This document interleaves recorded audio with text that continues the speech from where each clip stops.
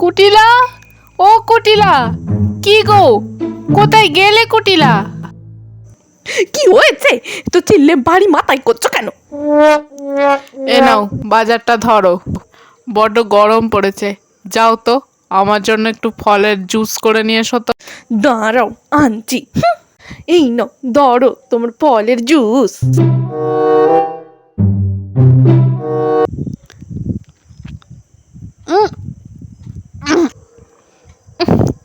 কি বাজে খেতে।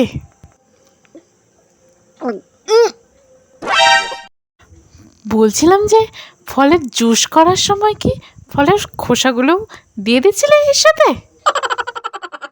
কেন, কি হয়েছে শুনি?